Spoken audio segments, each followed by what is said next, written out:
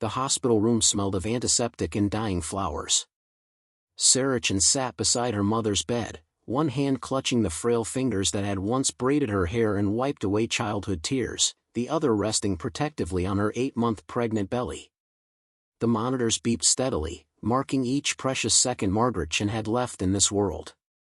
"Mom," Sarah whispered, leaning closer. "Please don't go. I need you. The baby needs you." Margaret's eyes fluttered open, clouded with pain but still sharp with the intelligence that had defined her 63 years. "My darling girl," she breathed, each word an effort. "You're stronger than you know. Remember that. Stronger than anyone realizes." The door opened and David Chen walked in, his expensive suit perfectly pressed despite the late hour, his phone already raised to his ear as he conducted another business call. Sarah's husband of 6 years barely glanced at his dying mother-in-law before stepping into the hallway to continue his conversation about quarterly earnings and market projections. Sarah felt something crack inside her chest. For the past 3 months, as her mother's cancer had ravaged her body with ruthless efficiency, David had been absent. "Too busy with work," he'd said. "Too many critical meetings. Too many deals that couldn't wait." Even now, as Margaret Chen drew her final breaths, David couldn't spare 5 minutes away from his phone. "Sarah." Her mother's voice pulled her attention back. "There's something I need to tell you. Something about your father." "Dad?" Sarah's throat tightened. Her father had died when she was 7, a car accident that had left her and her mother alone. "What about him?" "He wasn't just a businessman, sweetheart. He was," Margaret coughed, a wet, rattling sound that made the nurses outside exchange worried glances. "He was the heir to the Chen technology fortune. When he died, everything went into a trust. For you." Sarah stared at her mother, certain the morphine was causing hallucinations. "Mom, what are you talking about? We lived in that tiny apartment in Queens. You worked 2 jobs. We ate ramen for dinner half the week. To protect you." Margaret's grip tightened with surprising strength. "Your father's family, they're powerful, Sarah. Dangerous in their own way. When he died, I took you and ran. I wanted you to grow up normal, safe, away from that world. But the money was always yours. Waiting." "How much money?" Margaret's smile was sad, knowing. $400 million, darling. Give or take a few million from market fluctuations." The words hung in the air like something impossible, like someone had just announced the sun would rise in the west tomorrow. Sarah opened her mouth to respond, but David chose that moment to return, his face tight with barely concealed impatience. "Sarah, I need to talk to you. Now." "David, my mother is, I know what your mother is." His tone was clipped, businesslike. "But this can't wait any longer." Margaret's monitors began beeping faster, more urgently. A nurse rushed in, followed by Dr. Patterson, whose grave expression told Sarah everything she needed to know. This was it. The end was here. "David, please," Sarah begged, standing awkwardly with her pregnant belly between them. "Can this wait 5 minutes? 5 minutes so I can be with my mother?" "No." David pulled an envelope from his jacket pocket and placed it on the bedside table, right next to the wilting carnations someone had brought 3 days ago. "These are divorce papers, Sarah. I'm done pretending this marriage is something it's not." The world tilted. Sarah grabbed the bed railing for support, certain she'd misheard. "What did you just say?" "I want a divorce. I've had my attorney draw up all the paperwork. It's very straightforward." David's voice was calm, rational, as if he were discussing a business acquisition rather than ending their marriage while her mother lay dying 3 feet away. "Sign them, and we can both move on with our lives. You're divorcing me. Now? Right now?" Sarah's voice climbed toward hysteria. "My mother is dying, David. I'm 8 months pregnant with your child. And you're serving me with divorce papers? The timing isn't ideal, I'll grant you that. David checked his watch, a Rolex that Sarah had saved for months to buy him for their 5th anniversary. But I've met someone else. Jennifer. She's a marketing executive at the firm. Smart, ambitious, actually interested in building a life beyond suburban domesticity. We're planning to get married as soon as this divorce is finalized. Sarah felt something cold settle in her stomach. How long? How long what? How long have you been sleeping with Jennifer? David had the grace to look uncomfortable, at least. About 18 months. Since right after you got pregnant, actually. That's when I realized you'd chosen motherhood over being a real partner to me. The monitors screamed. Dr. Patterson was shouting orders. Nurses flooded the room with equipment and urgent voices. Margaret's body jerked once, twice, then went still. The flatline tone cut through Sarah's consciousness like a knife. No! Sarah lunged for her mother's hand, but the medical team pushed her back gently but firmly. Mom, please!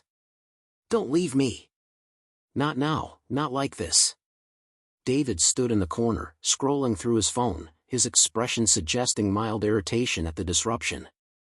When Dr. Patterson finally called the time of death, 11:47 p.m., David immediately moved towards Sarah with the envelope. I'm sorry about your mother, he said, his tone suggesting he was fulfilling a social obligation rather than offering genuine condolence. But you still need to sign these papers. My attorney needs them filed by Friday. Sarah stared at him through tears that blurred her vision and distorted his features into something monstrous. This man, this stranger wearing her husband's face, had just demanded she sign divorce papers while her mother's body was still warm, while the nurses were disconnecting monitors and preparing for the morgue. Get out, she whispered. Sarah, be reasonable, get out. Her scream brought the nurses running. Get out of this room. Get away from me. Get away from my mother. David's jaw tightened. Fine. Keep the papers. My attorney will contact you about arrangements for signing. But Sarah? He paused at the door. Don't think you're getting half of everything. We have a prenup, remember? One that's very clear about protecting my assets. You'll get what I choose to give you, and not a penny more. After he left, Sarah collapsed into the chair beside her mother's bed, her body shaking with sobs that seemed to tear something fundamental loose inside her chest. The nurses gave her privacy, quietly tidying the room and removing tubes and wires with practiced efficiency. Mrs. Chen? A young nurse approached carefully, her name tag reading Maria. I'm so sorry for your loss. Is there anyone we can call for you? Family? Friends? Sarah shook her head. Her mother had been her only family. And her friends, most of them had drifted away over the years as David had isolated her, always finding reasons why she shouldn't attend birthday parties or girls' nights out.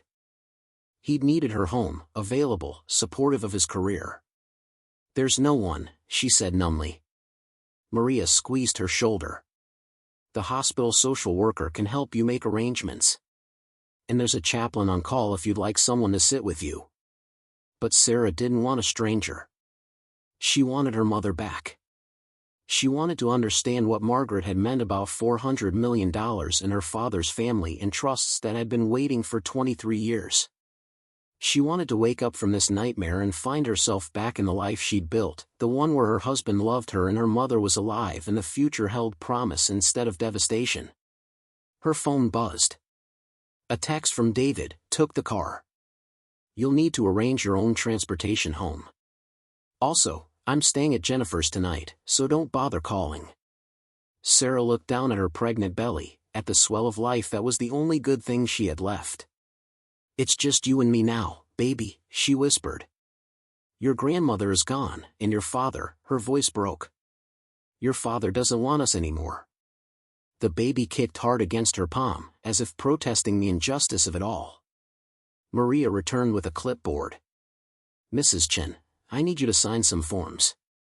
And this envelope was left for you at the nurse's station. It arrived yesterday, but with everything happening, we forgot to give it to your mother.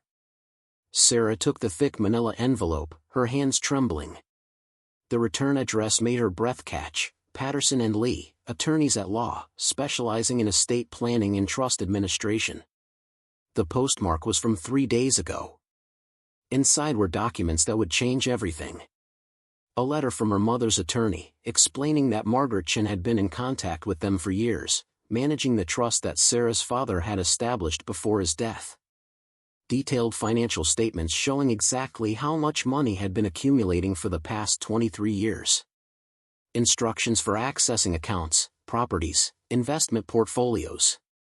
And at the bottom, a handwritten note from her mother: "My darling Sarah, if you're reading this, I'm gone. Don't mourn me too long. Instead, use what your father left you to build the life you deserve. You're a Chen, sweetheart." That name means something in this city, in this world. David Chen doesn't know what he's giving up when he lets you go. Show him. Show everyone. Make your father proud. All my love, always, Mom. Sarah read the documents 3 times, each reading making the numbers more real, more impossible, more transformative. $400 million. Commercial properties across Manhattan. Controlling shares in Chen Technology Industries, a company she'd never heard of but that apparently held patents for half the software running in every smartphone in America. Investments, bonds, trusts for the baby, trusts for future grandchildren. Her father, quiet, bookish Robert Chen, who died when she was 7, had been a technology genius worth hundreds of millions. And he'd left all of it to her. David had divorced the wrong woman. Sarah stood carefully, her pregnant body protesting the movement, and walked to the window. Outside, New York City glittered with 1,000 promises. Somewhere out there, David was with Jennifer, probably celebrating his freedom, probably planning how he'd spend his money on the life he'd always wanted. He had no idea that the exhausted, pregnant woman he'd abandoned at her mother's deathbed was about to become one of the wealthiest women in New York. "Thank you, Mom," Sarah whispered to the darkness. "For everything. For protecting me. For preparing me. For making sure I'd be okay even when you were gone." She pressed her hand to the window, feeling the cold glass against her palm. Tomorrow, she would call the attorneys. Tomorrow, she would begin understanding the magnitude of her inheritance. Tomorrow, she would start planning what came next. But tonight, she would mourn. Tonight, she would say goodbye to her mother and her marriage and the life she thought she was building. Tomorrow, Sarah Chen would begin becoming someone else entirely. Someone David would wish he'd never underestimated. The attorney's office occupied the entire 47th floor of a building in Midtown that Sarah had walked past 100 times without noticing. Now, sitting in the leather chair across from Thomas Patterson's mahogany desk, she felt like Alice tumbling down the rabbit hole into a world where nothing made sense.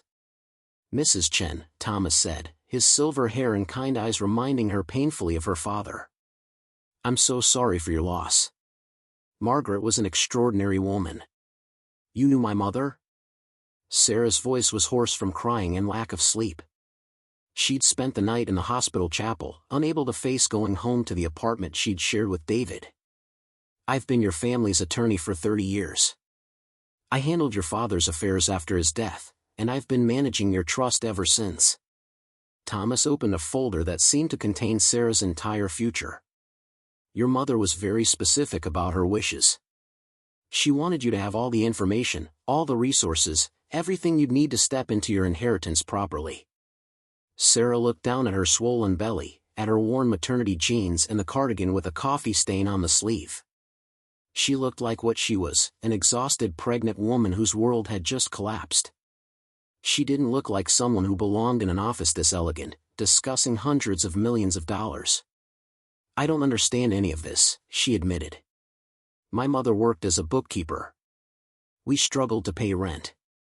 How can any of what these documents say be real?" Thomas smiled gently. "Your mother made sacrifices you're only beginning to understand. After your father died, his family wanted to raise you themselves. They thought Margaret was unsuitable, too working class, too unsophisticated. They offered her money to give you up, to let them mold you into a proper Chen heir. She said no. She said absolutely not. She took you and disappeared into Queens, living modestly so your father's family wouldn't find you. She worked those 2 jobs not because she needed the money, your trust generated more than enough to support you both comfortably, but because she wanted you to understand the value of work, of building something yourself. Sarah felt tears threaten again. She protected me. Every day of her life.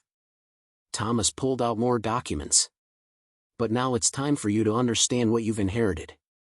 Chen Technology Industries was founded by your grandfather in 1970.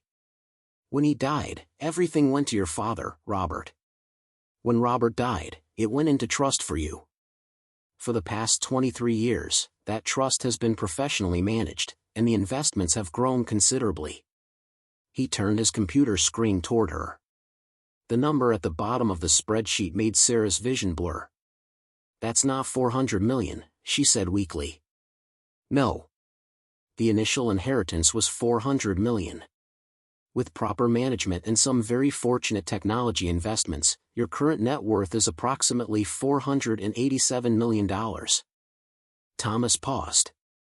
Also, you own 43% of Chen Technology Industries, making you the largest single shareholder.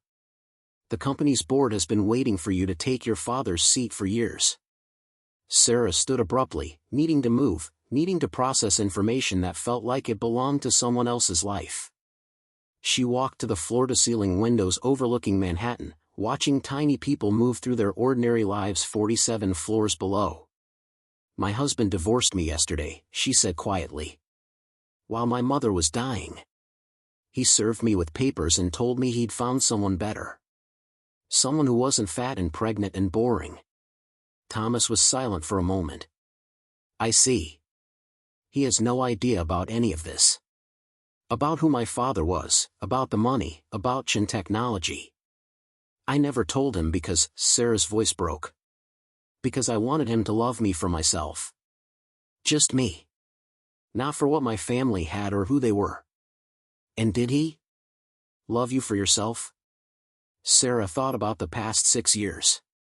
About how David had proposed after dating for only 3 months, how he'd been charming and attentive right up until the wedding, how things had changed almost immediately afterward. How he'd started criticizing her appearance, her friends, her ambitions to go back to school for her master's degree. How he'd isolated her, controlled her, made her smaller and quieter and more convenient. No, she said finally. I don't think he ever did. Thomas joined her at the window. Sarah, what I'm about to tell you might sound cold, given what you're going through. But it's important you understand the full picture. What do you mean? Your husband. David Chen. I had him investigated when Margaret first got sick and started preparing these documents for you. I wanted to make sure he wasn't aware of your inheritance, that his behavior wasn't motivated by financial interest. Sarah turned to look at him. And? He's been having an affair with Jennifer Marks for 18 months, exactly as he told you. But what he didn't tell you is that he's been systematically draining your joint accounts. The savings you had for the baby, the emergency fund, the money your mother gave you for a down payment on a house, it's all gone. He transferred everything into his personal accounts 3 weeks ago. The betrayal hit her like a physical blow. How much? $43,000. Your entire financial safety net. Thomas's expression was grim. He also took out a credit card in your name without your knowledge and maxed it out. And he's planning to file for divorce in New York, claiming he's the primary earner and you have no significant assets.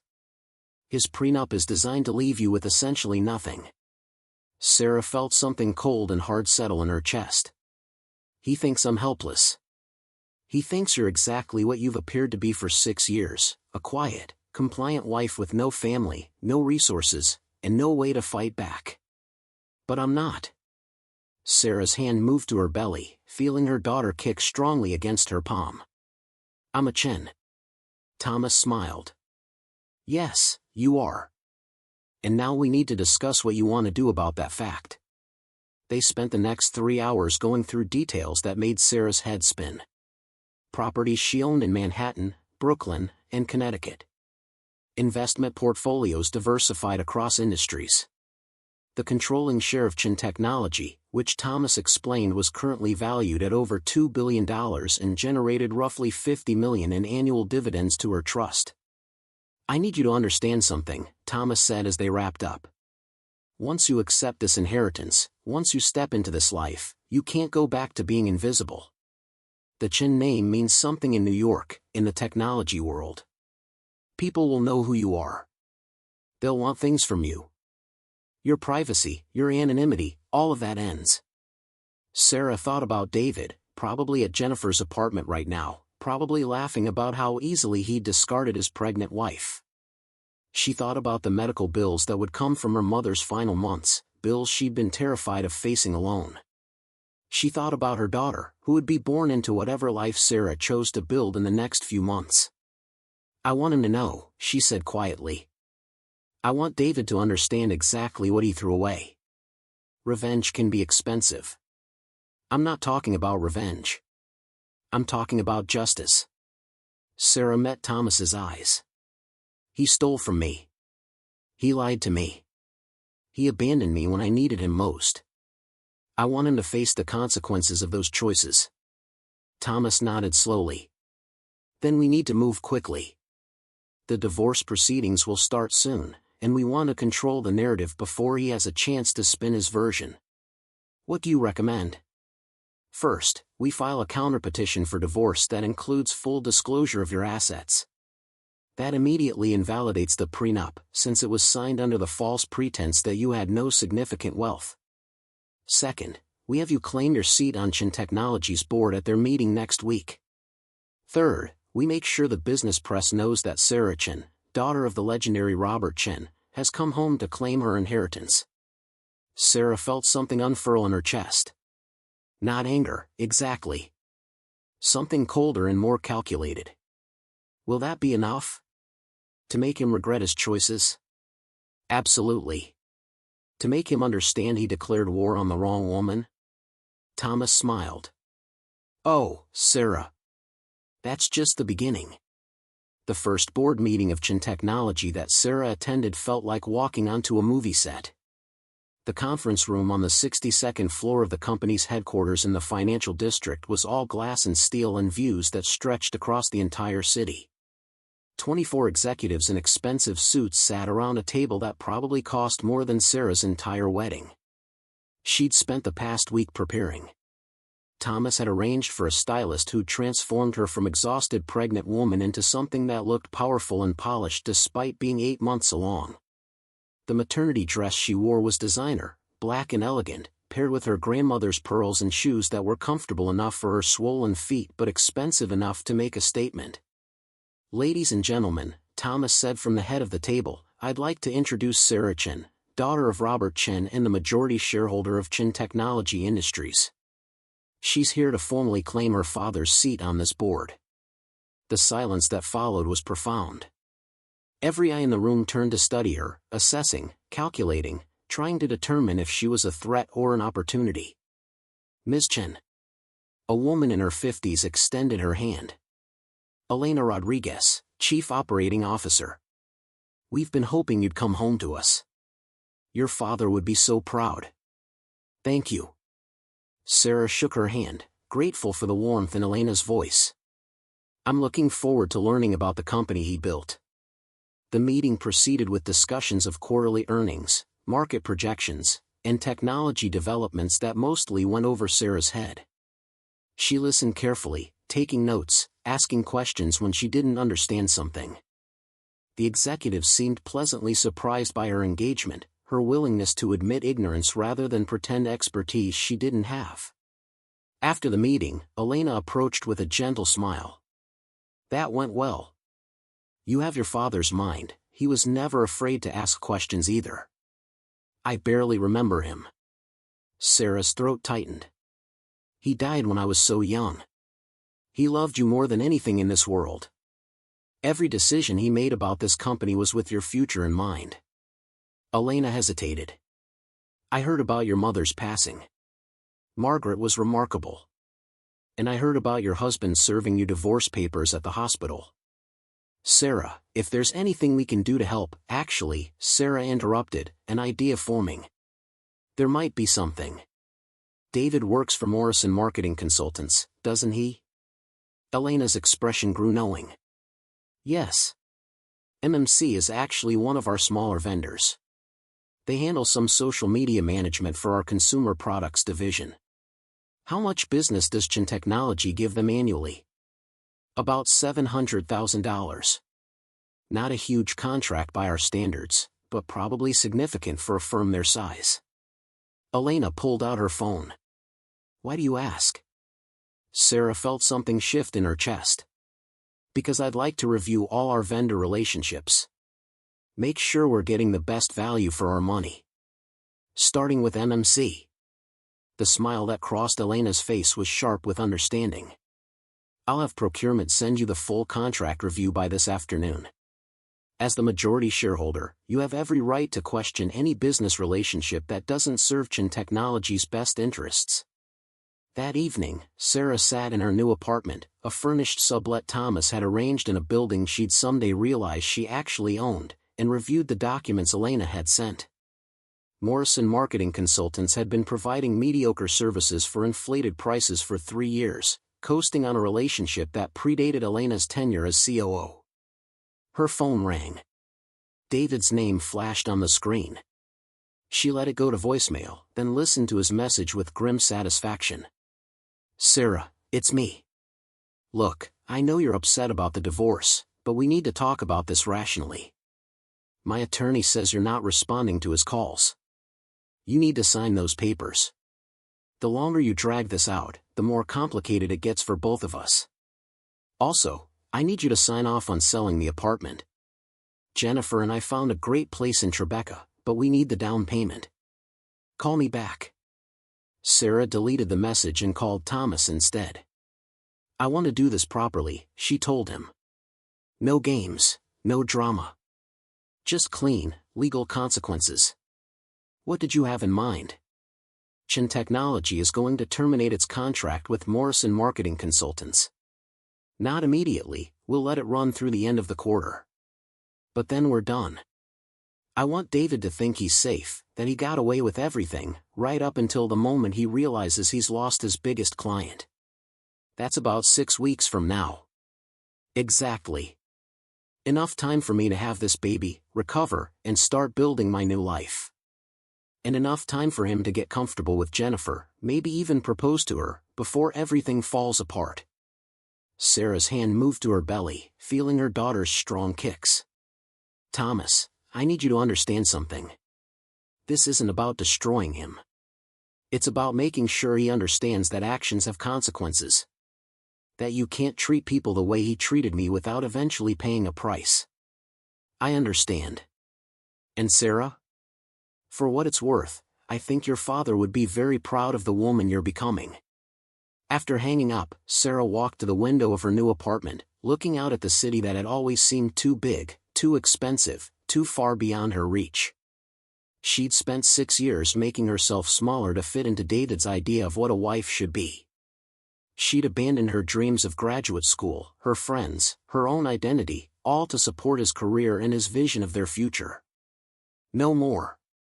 Her daughter kicked again, harder this time, as if in agreement. Your name is going to be Margaret, Sarah whispered. After the strongest woman I ever knew. And you're going to grow up knowing that you're a Chen. That means something, baby girl. It means we don't give up. We don't let people use us.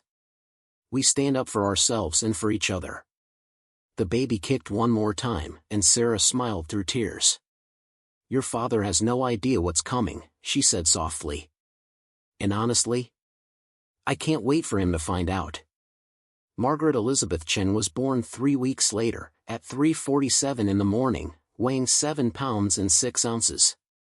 She came into the world screaming with impressive lung capacity, her tiny fists waving at the injustice of being pulled from her warm, safe place into bright lights and cold air.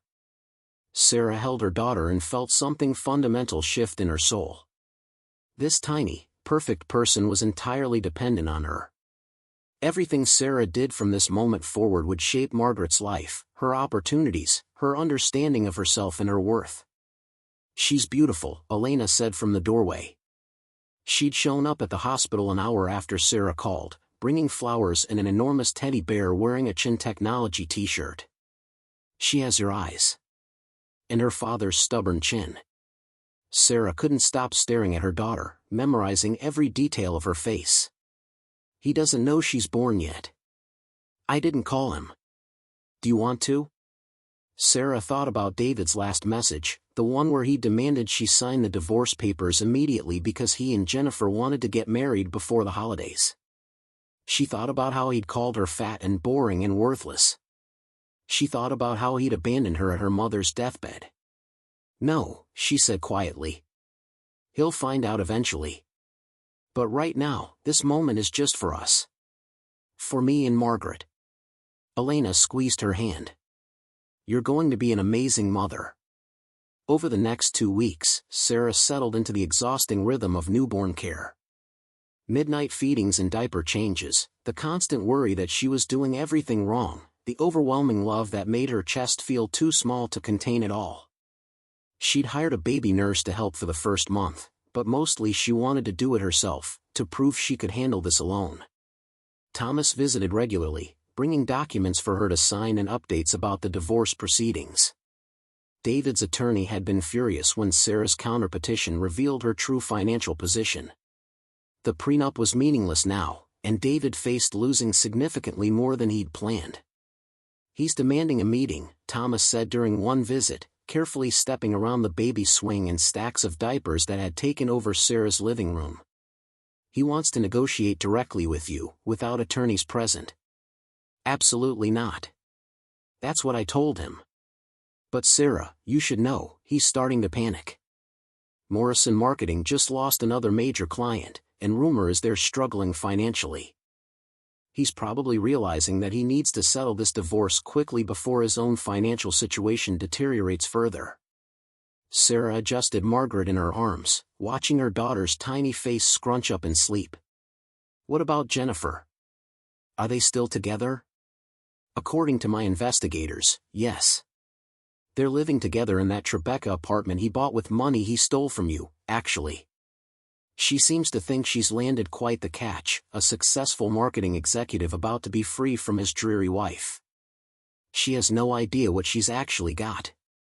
No, Thomas agreed. She really doesn't. 6 weeks after Margaret's birth, Sarah attended her second Chen Technology board meeting. This time, she felt more confident, more prepared. She'd spent the past weeks studying the company, reading everything she could about the technology industry, talking to Elena and other executives about the challenges they faced. Ms. Chen, the CFO said near the end of the meeting, we need to discuss the vendor contracts up for renewal this quarter. Several need your approval as majority shareholder. I've reviewed them, Sarah said calmly. I'm approving all the renewals except one. I'd like us to terminate our contract with Morrison Marketing Consultants. The room went silent. Several board members exchanged glances. May I ask why? Elena asked carefully, though her eyes suggested she already knew. Because they've been providing substandard services for inflated prices. I'd like to take that $700,000 annually and invest it in a firm that actually delivers value. I've prepared a comparison of 3 alternative vendors who can do the same work for less money with better results. She distributed the analysis she'd spent 2 weeks preparing, complete with metrics, case studies, and financial projections. The board members reviewed it with obvious surprise. This is excellent work, the CFO said finally. Very thorough. I have no objections to the termination. The vote was unanimous. Morrison Marketing Consultants would receive notice that day that their contract would not be renewed. Sarah left the meeting feeling something that might have been satisfaction or might have been sadness. She wasn't sure which. Destroying David's company hadn't been her goal, but protecting Chen Technology's interests was her responsibility, and MMC genuinely had been underperforming for years. That evening, her phone rang. David's number. She almost didn't answer, but something made her pick up. Hello, David. What the hell did you do? His voice was sharp with panic. Chen Technology just terminated our contract. Do you have any idea what that does to us? MMC might have to lay off half our staff. We could go under completely. I didn't do anything except review vendor performance and make a business decision. Sarah kept her voice calm, even. Morrison Marketing wasn't delivering sufficient value for the cost. It's nothing personal. Nothing personal? Sarah, you're destroying my company because you're bitter about the divorce. Actually, I'm protecting my company's interests. Chen Technology doesn't owe you charity, David. If you want to maintain corporate contracts, you need to provide better services. That's how business works. The silence on the other end was profound. Your company? What are you talking about? Chen Technology Industries. I'm the majority shareholder. Didn't you know? Sarah smiled, even though he couldn't see it. My father founded it. When he died, everything went into trust for me. I accepted the inheritance 6 weeks ago, right after you served me with divorce papers at my mother's deathbed. She could almost hear him processing this information, his mind racing through implications. You're lying. I'm not. Call the company if you don't believe me. Ask for Sarah Chen, majority shareholder and board member. They'll confirm everything. How much? His voice cracked. How much is it worth? The company? About $2 billion. My personal net worth? Sarah adjusted Margaret in her arms, feeling her daughter's warm weight against her chest. Roughly $500 million. Give or take a few million. David made a choking sound. And you never told me? In 6 years of marriage, you never mentioned that you were secretly an heiress? I wasn't secretly anything. I chose not to disclose my family's financial situation because I wanted to be loved for myself, not for money I hadn't earned. But you didn't love me for myself, did you, David? You loved the idea of a compliant wife who made you feel important. Sarah, wait. We can fix this. We can work things out. I made a mistake, yes, you did. You served me with divorce papers while my mother was dying. You stole $43,000 from our joint accounts. You abandoned me when I was 8 months pregnant. Those were all mistakes, David. And now you get to live with the consequences. The baby, our daughter, I want to meet her. I have rights. You do have rights. My attorney will be in touch about custody arrangements. But David? You'll be meeting her as a divorced father with limited visitation, not as my husband. That ship sailed when you chose Jennifer over your family. She hung up before he could respond, her hands shaking with adrenaline. Margaret stirred against her chest, making small mewling sounds that meant she'd wake soon, hungry and demanding. Your father just found out what he lost, Sarah whispered to her daughter. I hope it keeps him up at night. Her phone buzzed. A text from David, please. Can we talk in person? Just once. I need to explain. Sarah deleted it without responding. The divorce proceedings took 4 months to finalize. David fought every step, trying to claim he deserved half of Sarah's inheritance because they'd been married when she received it. His attorney argued that David had supported her through her mother's illness, had provided for her during their marriage, deserved compensation for the life they'd built together. It didn't work. The prenup he'd been so proud of actually worked against him. By insisting on keeping finances separate, he'd ensured that Sarah's inheritance remained entirely hers. And his theft of the joint account money, combined with his admitted adultery, meant the judge had little sympathy for his position. In the end, David received $50,000 and an agreement to share custody of Margaret 1 weekend per month. Sarah kept everything else, the apartment, the investments, her entire inheritance untouched. The day the divorce became final, Sarah stood in her new office at Chen Technology headquarters, looking out at the Manhattan skyline. Margaret slept in a portable crib in the corner, watched over by the nanny Sarah had hired. The office was elegant but comfortable, with photos of her parents on the desk and Margaret's baby toys scattered across the expensive carpet. Elena knocked on the open door. Congratulations on the divorce being finalized. Though I'm not sure that's the right word for such an occasion. Thank you. It feels more like relief than celebration. Sarah turned from the window. Is the team ready for the presentation? They're set up in conference room. Sarah, are you sure you want to move forward with this? It's aggressive, and some people might see it as vindictive. It's not vindictive. It's business. Sarah gathered her notes. Morrison Marketing Consultants is failing. They've lost 3 major clients in 4 months. Their employees deserve better leadership, and there are assets they're worth saving. I'm offering to buy the company, restructure it, and save most of the jobs. That's good business, not revenge. Even though it means David will lose control of the company he founded. David lost control when he let his personal life destroy his professional judgment. Sarah met Elena's eyes. He chose Jennifer over me. He chose his ego over his responsibilities. He chose immediate gratification over building something lasting. Those choices have consequences. The presentation went smoothly. Sarah laid out her offer, $3 million from Morrison Marketing Consultants, enough to cover their debts and provide a modest payout to David as the founder, but nowhere near what the company would have been worth if he'd managed it properly. And David, one of the board members asked. Will he retain any role? No. Complete buyout, no continued involvement. He'll be free to start over somewhere else, which honestly might be the best thing for him. Sarah clicked to the next slide. We'll rebrand as Chen Digital Media, integrate their existing client list with our marketing needs, and absorb their staff into our organization. Preliminary analysis suggests we can turn it profitable within 2 years. The vote was unanimous in favor. Sarah left the meeting feeling something complicated, not triumph, exactly, but a sense of completion. She'd taken the company David had abandoned her to build, saved it from collapse, and would transform it into something that actually served a purpose. That evening, she received an email from David. No subject line, just a single paragraph. I understand now what I lost.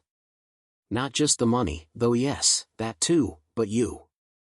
The woman I married was kind and gentle and willing to see the best in me even when I didn't deserve it. I threw all of that away for something that seemed exciting but was ultimately empty. Jennifer left me when the money ran out, by the way. Turns out she was exactly the gold digger I accused you of being. I don't expect forgiveness. I don't even deserve it. But I want you to know that I'm sorry. Truly, devastatingly sorry for all of it. Sarah read it 3 times, then saved it in a folder she'd probably never look at again. His apology meant nothing now. The time for apologies had been at the hospital, or in the early days of their marriage when things had started going wrong, or any of the 1,000 moments when he could have chosen to be a better man. She walked to the nursery where Margaret slept in her crib, her tiny chest rising and falling with each breath. In 3 months, Margaret would meet her father for the first time, a court-supervised visit in a neutral location where David would have 2 hours to try to be the parent he'd chosen not to be when she was born. You deserve better than him, Sarah whispered, running her finger gently along Margaret's soft cheek. You deserve a father who chose to be there, who fought to be part of your life. Instead, you got a father who had to be legally compelled to show up once a month. Margaret stirred, her tiny fingers curling around Sarah's thumb with surprising strength. But you know what? You also got a mother who will fight for you every single day.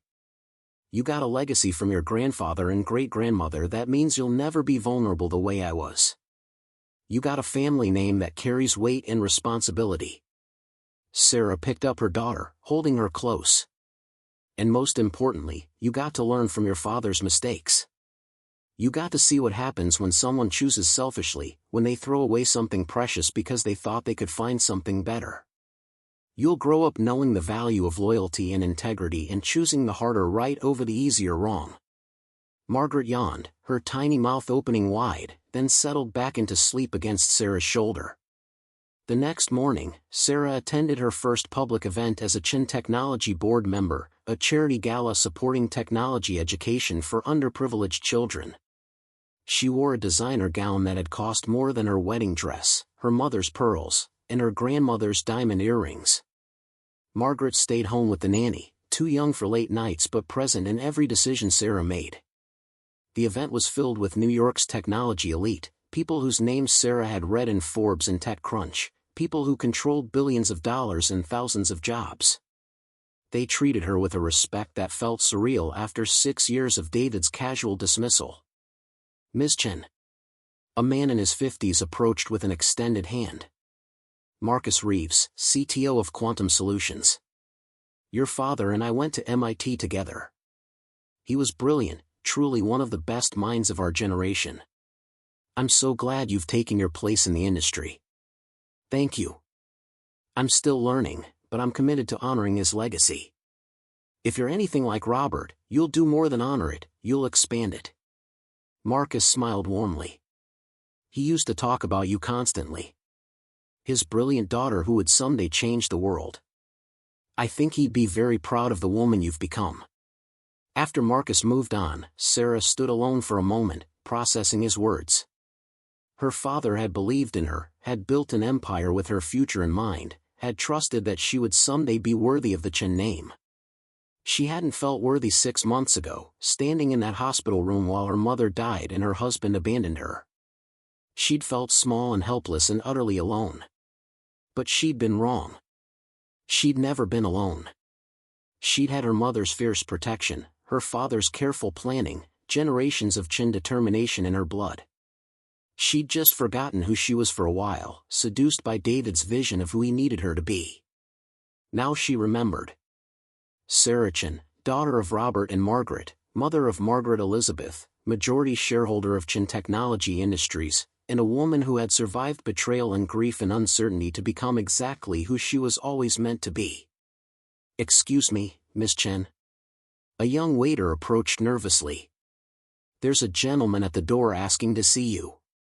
He says his name is David Chen and that you're his wife." Security wasn't sure whether to admit him. Sarah felt something cold settle in her chest. "Ex-wife. And no, please have security escort him from the premises.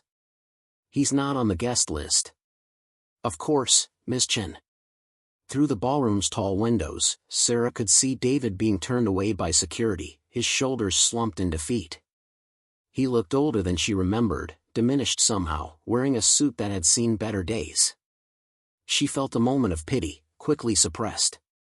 David had made his choices.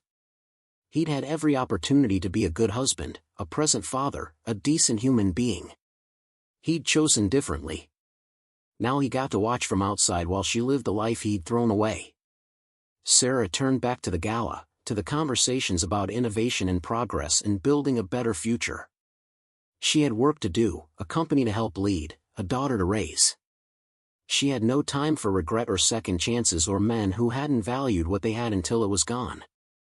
The Chen family legacy continued, stronger than ever. And somewhere in heaven, Sarah hoped her parents were watching, proud of the woman their daughter had become. 3 years later, Sarah stood in the Chen Technology Auditorium, addressing 2,000 employees at the company's annual summit. Margaret, now a precocious 3-year-old, sat in the front row next to Elena, occasionally waving at her mother on stage with the unself-conscious enthusiasm of a child who'd been raised to believe the world was hers to explore.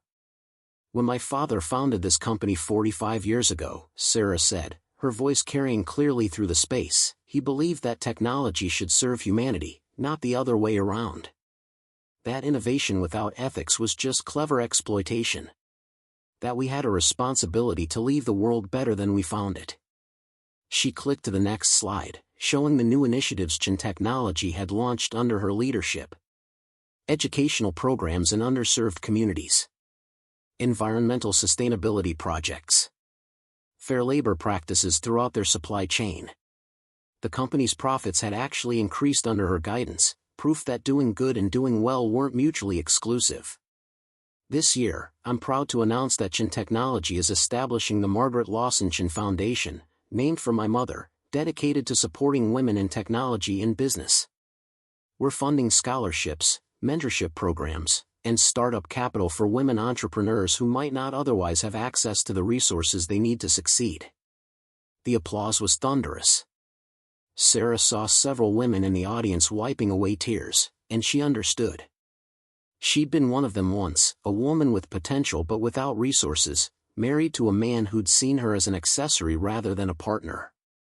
After the presentation, Sarah worked the room, shaking hands and talking to employees from every level of the organization. She'd made it a priority to know people's names, to understand the challenges they faced, to create a culture where everyone felt valued. It was the opposite of how David had run Morrison Marketing, where employees had been disposable resources to be used and discarded. "Mommy." Margaret ran up and wrapped her arms around Sarah's legs. "You were amazing." Everyone clapped so loud. Sarah scooped her daughter into her arms. "Did you have fun with Auntie Elena?" "We had cookies." "And she told me about Grandpa Robert and how he built computers when they were really big and slow." Margaret's eyes were bright with curiosity. "Can you tell me more stories about Grandpa tonight?" "Of course, sweetheart." Elena approached with a knowing smile. "She's brilliant, Sarah. Asks questions that would challenge most adults. She's got the Chen mind for sure. And hopefully better judgment about men than her mother had at 25. Sarah sat Margaret down as her daughter spotted a balloon and immediately started chasing it. "You were young and in love. You can't blame yourself for not seeing what David really was. I can blame myself for ignoring the warning signs once they appeared. The way he isolated me from friends, the constant criticism, the control disguised as concern." Sarah watched Margaret play, her heart clenching with protective love. "I won't let her make the same mistakes. She'll grow up knowing her worth, knowing that no relationship is worth sacrificing your identity." Elena squeezed her shoulder. "She'll grow up with the best possible role model showing her exactly that." That evening, after Margaret was tucked into bed with her favorite stuffed elephant and 3 stories about Grandpa Robert's adventures in early computing, Sarah retreated to her home office to handle some paperwork. The apartment she'd bought, or rather, the penthouse she'd discovered she already owned in a building her trust had purchased years ago, had views of Central Park and enough space for Margaret to run wild. Her phone buzzed with an email notification. She almost ignored it, but the sender name caught her attention, Jennifer Marks. Sarah hesitated, then opened it. "Miss Chen, I don't expect you to read this, and I certainly don't expect a response. But I wanted you to know that I'm sorry. Truly, deeply sorry for the pain I caused you. I was young and stupid and selfish. I saw David as a shortcut to the life I wanted, successful, wealthy, stable. I didn't think about you as a real person, just as an obstacle to what I wanted. I didn't know you were pregnant when we started our affair. David told me you were separated, that the marriage had been over for months. I believed him because I wanted to believe him. None of that excuses what I did. When I found out the truth, about serving you divorce papers at the hospital, about your mother dying, about how he'd stolen your money, I should have walked away immediately. Instead, I stayed because I thought he was worth $40 million and that was more important than integrity. Karma is real, as it turns out. David is exactly the man he showed you he was, selfish, manipulative, willing to abandon anyone who becomes inconvenient. He did it to you, and eventually he did it to me. When Morrison Marketing failed and the money dried up, he started looking for his next mark. I caught him cheating with his new assistant about 6 months into our relationship. I've spent the last 3 years rebuilding my career and my reputation. It's been hard. People remember that I was the other woman in a scandal involving one of New York's wealthiest families. Casting directors ask me about it in auditions. Potential employers Google my name and find articles about the affair. I'm writing this because I want you to know that I've learned from my mistakes. I volunteer at a women's shelter now, helping women who've been betrayed and abandoned, trying to pay forward some kind of restitution for the pain I caused you. I don't expect forgiveness. I just wanted you to know that I see clearly now what I couldn't see then, that you were the strong one all along, and David and I were just small, grasping people who briefly made your life harder before you rose above us completely. Congratulations on everything you've built. Your daughter is lucky to have you." Jennifer Sarah read the email twice, trying to decide how she felt. Anger? Pity? Indifference? She settled on something close to understanding. Jennifer had been 25 and ambitious, seduced by David's promises of wealth and status. Sarah had been 22 when she'd married him, seduced by promises of love and partnership. They'd both been fooled by the same man, just in different ways. She closed the email without responding. Jennifer's apology was for Jennifer's conscience, not for Sarah's benefit. Sarah had stopped needing anything from the people who'd hurt her.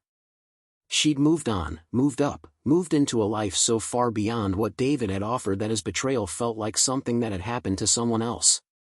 Her phone rang. Thomas Patterson, calling late as usual.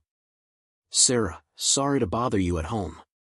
But I thought you'd want to know, David filed for bankruptcy today. Morrison Marketing's debts finally caught up with him." Sarah felt a twinge of something. Not satisfaction, exactly. Maybe sadness for what could have been if David had been a better man. Will he be okay? Financially? Eventually. He's young enough to rebuild if he's willing to learn from his mistakes. But his reputation in the industry is destroyed. No one wants to work with someone known for financial mismanagement and personal betrayal. What about Margaret's child support? That continues. It's protected even in bankruptcy. He'll keep making those payments, though they probably represent a significant portion of his current income. Thomas paused. How does she do with the visits? Better than I expected, honestly. He sees her once a month for a supervised afternoon. He tries, I'll give him that. He brings her presents, takes her to the park, reads her stories. But he doesn't really know how to be a father. He's more like a friendly uncle who shows up occasionally. Does Margaret ask about him between visits? Sometimes. She knows he's her daddy, but I'm her parent. He's just someone who exists in her life peripherally. Sarah walked to the window, looking out at the city lights. I don't badmouth him to her. I want her to form her own opinions as she grows up. But I also don't pretend he's something he's not. You're handling it well. Better than most people would in your position. After hanging up, Sarah poured herself a glass of wine and stood at the window for a long time, thinking about the past 3 years. She'd gone from abandoned pregnant wife to billionaire CEO. She'd saved hundreds of jobs when she bought and restructured Morrison Marketing. She'd launched initiatives that were genuinely making the world better. She'd raised a daughter who was curious and confident and kind. And David? David had lost everything he'd thought mattered, the money, the status, the beautiful younger woman who'd made him feel important. He was working now as a junior consultant at someone else's firm, making a fraction of what he'd once earned, living in a studio apartment in Queens. Sarah didn't take pleasure in his downfall. But she didn't mourn it either. David had been given every opportunity to build something meaningful, a marriage, a family, a company, a reputation. He'd thrown it all away because he thought he deserved more than what he had, believed he was entitled to upgrade when his current model became inconvenient. Now he knew the truth. You couldn't build anything lasting on selfishness and betrayal. Eventually, the foundation crumbled, and everything collapsed. 5 years after the divorce, Sarah received an invitation that made her pause mid-coffee. David Chen requests the honor of your presence at his wedding to Amanda Foster. She stared at it for a long moment, then called Thomas. Did you know about this? I heard rumors. Amanda Foster is a kindergarten teacher. Modest background, no family money. By all accounts, a genuinely nice person who has no idea what she's getting into. Should I warn her? Thomas was quiet for a beat. That's not your responsibility, Sarah. David is her problem now, not yours. But Sarah couldn't let it go. She remembered being 22 and in love, believing David's promises, thinking she'd found her happily ever after. She remembered the slow realization that something was wrong, the gaslighting, the isolation, the feeling of being trapped in a marriage that was slowly crushing her spirit. She didn't want that for Amanda Foster, whoever she was. Against her better judgment, Sarah sent a polite RSVP declining the invitation, but included a note, "Congratulations on your engagement." If you'd ever like to have coffee and chat about what to expect from married life with David, I'd be happy to meet. No hard feelings, just one woman to another. Sarah Chen. 2 weeks later, Amanda called. They met at a quiet cafe in Brooklyn, far from anywhere David might randomly appear. Amanda was pretty in an understated way, brown hair, warm eyes, the kind of face that suggested kindness and patience. She wore a modest engagement ring and looked nervous. "Thank you for agreeing to meet me," Amanda said, stirring sugar into her coffee with shaking hands. "When I got your note, David was furious. He said you were trying to sabotage his happiness, that you'd never gotten over the divorce, that you were a bitter ex-wife who couldn't move on. And yet you called me anyway. Because I've been with David for 2 years, and some things he's told me about your marriage don't quite add up." Amanda met Sarah's eyes. "He said you were lazy, that you refused to work, that you expected him to support you while you sat at home doing nothing. But I Googled you, Ms. Chen. You're the CEO of Chen Technology Industries. You're worth $500 million. You're on the board of 3 charities. You're raising a daughter as a single mother while running a Fortune 500 company. That doesn't sound like a lazy person to me." Sarah smiled despite herself. "What else did he tell you? That you trapped him with a pregnancy he didn't want. That you came from nothing and were only interested in his money. That you made his life miserable with constant demands and emotional instability." Amanda's voice was quiet but steady. "But Ms. Chen, I'm a kindergarten teacher. I make $37,000 a year. If David were only interested in women who had money, why would he be with me? Because he learned that women with money ask questions. Women with power don't accept being controlled." Sarah leaned forward. "Amanda, I'm not here to tell you what to do. You're an adult who can make her own choices. But I want you to know the truth about my marriage, and then you can decide for yourself if you see any patterns worth worrying about." Over the next hour, Sarah told Amanda everything. The gradual isolation from friends and family. The constant criticism disguised as concern. The way David had controlled their finances and made her feel like she was a burden. The affair he'd started while she was pregnant. The divorce papers at her mother's deathbed. "I didn't know about your inheritance when I married him," Sarah explained. "I'd walked away from my family's wealth because I wanted to be loved for myself. I thought David did love me for myself. But once I realized what I had, once I had resources and options, he couldn't control me anymore. That's when he started looking for someone else, someone younger, more impressed by his success, less likely to question his decisions." Amanda was crying quietly, tears streaming down her face. "He's been doing the same things to me. Not as obviously, but the patterns are there. He doesn't like when I spend time with my friends. He suggested I quit teaching because it doesn't pay well and he can support us both. He's hinted that I should lose weight, dress differently, be more like the women his colleagues' wives are. I'm not telling you to leave him. That's your decision." Sarah reached across the table to squeeze Amanda's hand. "But I am telling you to pay attention to what you're feeling. If something feels wrong, trust that instinct. Don't make excuses for behavior that makes you uncomfortable. Don't sacrifice who you are to become who he wants you to be. Did you love him? When you first married him?" "I thought I did. Looking back, I think I loved who I hoped he could be, not who he actually was." Sarah finished her coffee. "The David I married was charming and attentive and made me feel special. But that David was a performance. The real David is selfish and manipulative and incapable of putting anyone else's needs before his own desires. He's been so different with me. Patient, kind, supportive, until you disappoint him. Until you become inconvenient. Until someone younger or prettier or more useful comes along." Sarah's voice was gentle but firm. "Amanda, I'm sure David does care about you in his way. But he cares about himself more. He'll always care about himself more." Amanda left the cafe with red eyes and a lot to think about. Sarah watched her go, hoping she'd made the right choice in reaching out. Maybe Amanda would marry David anyway. Maybe their relationship would be different. Maybe he'd learn from his mistakes and become a better man. But Sarah doubted it.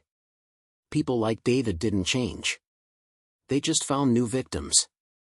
2 months later, Sarah received another call from Amanda. "I broke off the engagement," Amanda said without preamble. "You were right about everything. After we talked, I started noticing things I'd been ignoring. The way he'd get angry when I disagreed with him. How he'd make plans without consulting me. The subtle criticisms about my appearance, my job, my friends. I confronted him about it, and he turned into someone I barely recognized, cold, cruel, blaming me for being oversensitive and ungrateful. I'm sorry you had to go through that. I'm not. You saved me from making the biggest mistake of my life." Amanda's voice was stronger now, more certain. "I'm moving back to Ohio to be near my family. Starting over somewhere David Chen can't find me. Good luck, Amanda. You deserve someone who loves you for exactly who you are." After hanging up, Sarah felt a profound sense of completion. She'd broken the cycle. David wouldn't destroy Amanda's life the way he'd almost destroyed hers. And maybe, just maybe, being rejected twice had taught him something about the consequences of his behavior. Margaret bounced into the office, wearing her favorite purple dress and carrying a drawing. "Mommy, look what I made at school. It's you and me and Auntie Elena and Grandpa Robert in heaven watching us." Sarah took the drawing, her throat tight with emotion. Her daughter had drawn 4 stick figures, 2 on the ground surrounded by hearts and flowers, 2 in the clouds with wings and halos. Beneath it, in Margaret's careful 5-year-old handwriting, "My family is the best. It's beautiful, sweetheart. Should we frame it for my office?" "Yes." "And Mommy, can we go to the park? I want to practice my cartwheels." They spent the afternoon at the park, Margaret running and playing with the unself-conscious joy of a child who'd never doubted she was loved, never questioned whether she was enough. Sarah watched her daughter and felt a fierce gratitude for the journey that had brought them here. David had served her divorce papers on her mother's deathbed, thinking he was discarding someone weak and worthless. Instead, he'd freed her to become the person she was always meant to be. And in doing so, he'd ensured his daughter would grow up watching her mother build an empire, lead with integrity, and show the world what a Chen woman could accomplish when she stopped trying to be small. That evening, as Sarah tucked Margaret into bed, her daughter looked up at her with serious eyes. "Mommy, why doesn't Daddy live with us?" Sarah had been waiting for this question for 5 years. She sat on the edge of the bed, choosing her words carefully. "Sometimes people aren't meant to be together, even if they love each other. Your daddy and I wanted different things from life. We weren't making each other happy anymore. So we decided it would be better to live separately." "Do you hate him?" "No, sweetheart. I don't hate your daddy. I just know that we're better apart than we were together." "Does he love me?" Sarah pulled her daughter close. "He loves you the best way he knows how. But sweetie, some people aren't very good at loving. Not because there's something wrong with the person they're supposed to love, but because they don't know how to put someone else first." Margaret was quiet for a moment. "You're good at loving. You love me best. I love you more than anything in the world. You're my whole heart, Margaret Elizabeth Chen."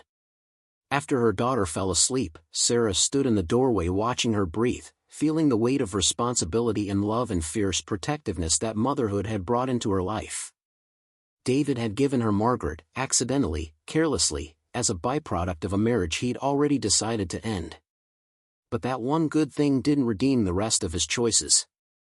Sarah hoped someday her daughter would understand that. Would learn to accept the good parts of her father while seeing clearly his limitations and failures. Would grow up knowing that love wasn't supposed to hurt, that partnership meant equality, that no one had the right to make you feel small or worthless or less than enough. The Chen legacy would continue through Margaret. But it would be a different legacy than her grandfather had built, not just about wealth and business success, but about using power responsibly, about lifting others up, about being strong enough to be kind. Sarah walked to her office and pulled out the letter her mother had written, the one she'd read 1,000 times in the past 5 years. "Show them what a Chen woman is made of. She had. And she'd taught her daughter to do the same. David Chen had divorced the wrong woman. And by the time he realized his mistake, it was far too late to matter.